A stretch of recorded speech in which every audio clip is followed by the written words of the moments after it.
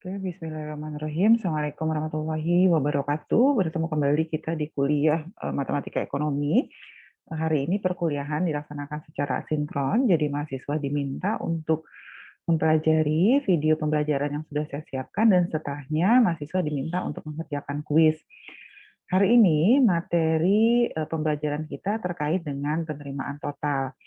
Jadi kalau dalam ekonomi, penerimaan itu adalah jumlah uang atau sejumlah dana yang diterima oleh pengusaha terkait dengan jumlah barang yang berhasil ia jual. Jadi biasanya untuk mahasiswa agribisnis kita akan sangat terbiasa gitu dengan istilah penerimaan.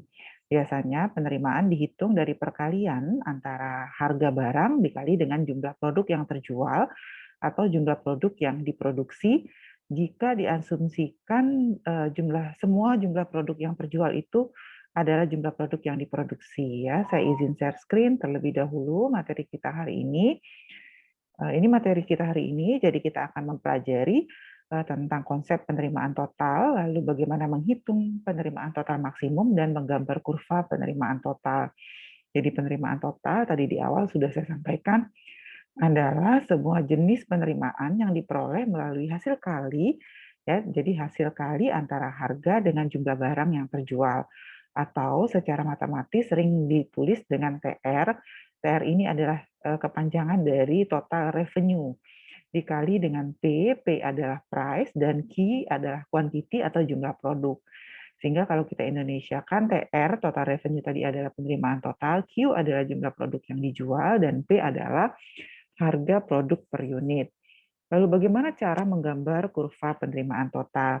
Nah, ini adalah contoh bentuk kurva penerimaan total. Jadi kalau kita lihat bentuk kurvanya, maka kurva penerimaan total ini bentuknya adalah non-linear ya, dan karena dia berbentuk non-linear, kemudian kerucut terbalik, maka kurva penerimaan total ini memiliki titik puncak atau titik maksimum. Nah, berdasarkan kurva di atas, ada beberapa step yang kita perlukan ketika kita ingin membentuk kurva penerimaan total berbentuk parabola seperti ini. Yang pertama, kita akan tentukan titik potong terhadap sumbu Q dan sumbu P atau R. Yang mana sumbu P atau R? Ini adalah sumbu price atau total revenue, dan yang ini adalah sumbu quantity. Puncaknya didapat dari min D dibagi dengan 4A, sementara titik potong dengan sumbu Q adalah min B dibagi dengan 2A.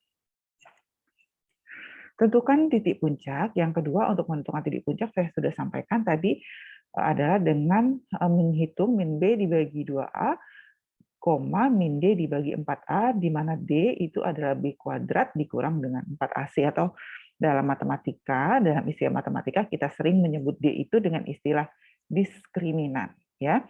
Nah, yang ketiga, kita akan tentukan letak-letak tersebut pada bidang kartesius seperti pada gambar tadi. Nah, lalu bagaimana menghitung penerimaan total maksimum? Sebetulnya menghitung penerimaan total maksimum itu sama dengan ketika kita menentukan titik puncak. Jadi menggunakan rumus min B dibagi dengan 2A, min D dibagi dengan 4A, di mana D ini adalah diskriminannya. Saya masuk ke contoh soal. Dimisalkan terdapat fungsi permintaan P sama dengan 8 dikurang dengan 2Q. Maka tentukan penerimaan total maksimum, dan yang kedua adalah gambarkan kurva permintaan dan penerimaan total dalam satu bidang kartesius. Maka tadi di depan kita sudah tahu bahwa TR itu atau total revenue adalah perkalian antara P dikali Q. Maka TR adalah 10 ya dikurang 2Q dikali Q. Maka ini mohon maaf, ini bukan 10 ya. Ini seharusnya adalah, kita ganti, ini seharusnya bukan 10, tetapi seharusnya adalah 8. Ya, karena rumus awalnya 8. Jadi ini harusnya 8. Saya ganti. Gimana nih? Kita kasih warna dulu, warna putih. Bukan hurufnya ya. Hurufnya hitam.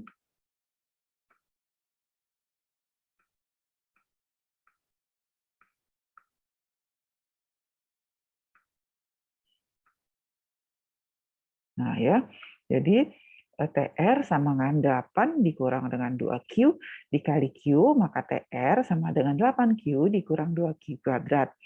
TR maksimum tadi sudah disampaikan di depan, ya, menggunakan titik min B dibagi dengan 2A, min D dibagi dengan 4A, atau D-nya adalah B kuadrat min 4AC. Maka di persamaan di atas, yang ini kita punya nilai A, nilai A-nya adalah min 2, nilai B-nya adalah 3, dan nilai C-nya adalah 0. Maka nanti kita masukkan ke dalam rumus, sehingga nanti kita mendapat titik di mana puncak penerimaan total itu adalah pada saat koordinat 2,8. Kemudian kurva permintaan dan penerimaan total dalam satu bidang kartesius, maka tadi kita punya dua kurva, punya kurva permintaan, yang ini adalah fungsi untuk kurva permintaan, dan yang ini adalah fungsi untuk kurva penerimaan total. Maka kita lihat dulu yang kurva permintaan, titik potong dengan sumbu P, ketika titik potong dengan sumbu P, maka Q-nya sama dengan 0, artinya P-nya akan sama dengan 8, sehingga titik koordinatnya adalah 0,8, dan titik potong dengan sumbu Q itu pada saat P-nya sama dengan 0. Maka kalau P-nya 0, 8 dikurang 2Q, bisa dipindah ke sebelah, 2Q sama dengan 8, maka Q-nya adalah 4, jadi titik koordinatnya adalah 4,0. Jadi kita untuk fungsi permintaan, kita sudah punya dua titik potong, 0,8 dan 40. Nah, kalau kita lihat, fungsi permintaan ini fungsinya linier gitu karena tidak ada kuadrat, sehingga nanti kalau digambar kurva permintaannya bentuknya linier atau lurus. Tetapi fungsi penerimaan total dia ada kuadratik, maka nanti bentuknya seperti parabola terbalik. Caranya sama, kita cari titik potong dengan sumbu Q dan cari titik potong dengan sumbu P atau R. Ini maksudnya bukan P dibagi R ya, tetapi P atau R. Maka kalau yang pertama titik potong dengan sumbu Q, maka P atau TR-nya sama dengan 0. Maka di sini TR-nya kita nolkan. 8Q, kita pakai rumus ABC, maka nanti dapatnya min 2Q ditambah 8 dikali dengan Q plus 0. Yang pertama, kita akan dapat Q-nya sama dengan Q1 sama dengan 4, yang kedua adalah Q2 sama dengan 0. Maka titik potongnya adalah 4,0 dan 0,0. Selanjutnya, kita cari titik potong terhadap sumbu P atau R. Saya ulangi kembali, ini bukan P dibagi R, tetapi P atau R. Maka Q-nya sama dengan 0. Maka ketika Q-nya sama dengan 0, berarti TR-nya 0, sehingga titik potong dengan sumbu P atau TR-nya adalah 0,0.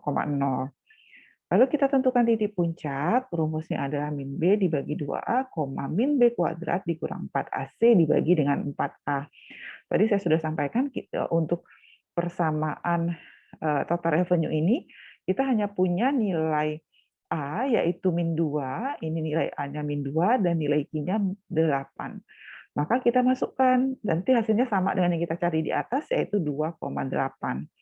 Lalu kita gambarkan bentuk kurva permintaan dan kurva total revenue. Tadi saya sampaikan, lihat bedanya, kalau total revenue bentuk kurvanya tidak linier, sehingga memang kurvanya tidak linier, tetapi parabola terbalik.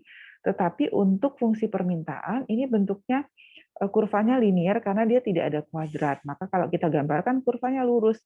Maksud linier itu adalah kurvanya lurus, sementara maksud dari non-linier itu adalah kurvanya tidak lurus. Jadi kurva total revenue ini non-linier, kurva permintaannya linier. Oke, demikian materi kuliah saya hari ini. Setelah mahasiswa memahami apa yang saya sampaikan, mahasiswa disilahkan untuk mengerjakan soal kuis yang sudah saya siapkan di e-learning mulai sore nanti. Terima kasih, salam sehat selalu. Wassalamualaikum warahmatullahi wabarakatuh.